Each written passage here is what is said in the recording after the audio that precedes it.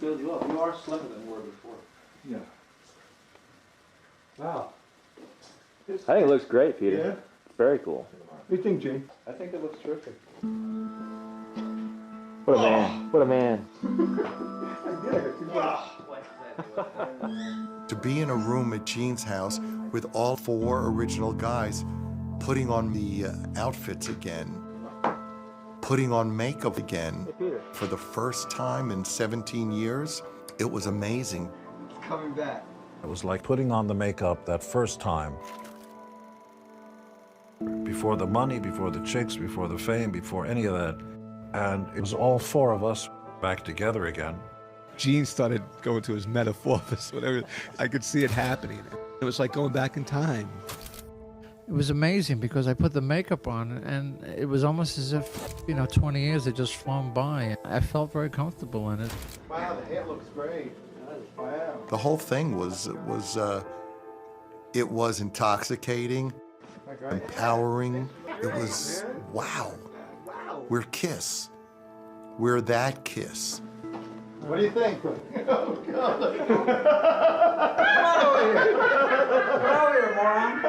There was a real sense of joy. Paul and I looked at each other and said, wow, isn't this amazing? But then it was like, uh-oh, we caught a big one. We can't do all this and manage the band. For a long time after Bill, we basically managed ourselves. This was going to be a juggernaut beyond our capability. At the time, we were managerless, so we got a list of them, put that together. I believe there was only one name on that list, and that name was Doc McGee. This is a license to print money. This is going to be monstrous. This will take you to the next level. Doc McGee is a legendary rock manager. He had 2 of the biggest bands in the world, Motley Crue and Bon Jovi. What was bigger than Motley Crue and Bon Jovi in the 1980s? He innately knew what this could be and what was possible. If it's worth doing, it's worth overdoing.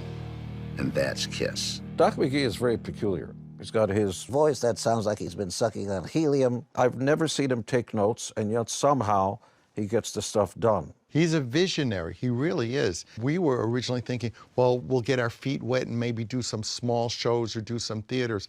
Doc was like, no, no, no, no. And we thought he was completely out of his mind. Gentleman got into my car, said he was going to the Intrepid. I heard something on the radio today about something going on over there. He tells me that the rock band Kiss is doing a press conference. It's all about timing, okay? People needed to have fun, and it just blew up. Last week when they asked me to introduce Kiss, I had just 2 questions. What time and what aircraft carrier?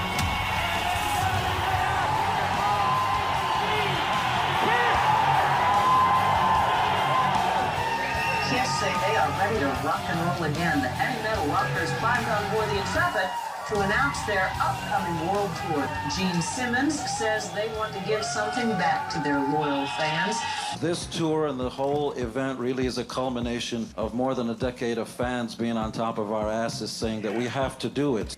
I've always wanted to time travel, and it feels like I've gone back 15 years in time, and here I am again, and it's a fantastic feeling, and I really appreciate everybody being here.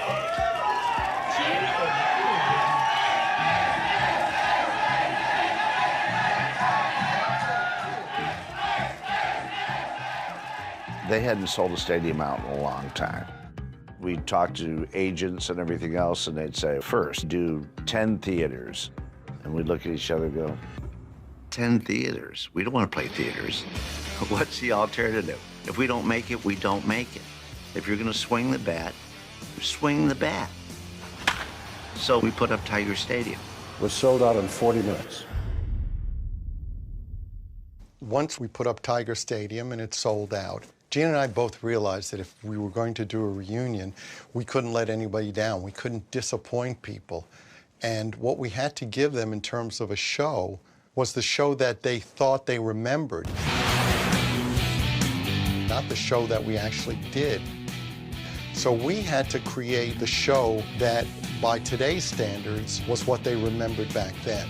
And equally, we had to make sure that the band sounded enough like the band did in the beginning.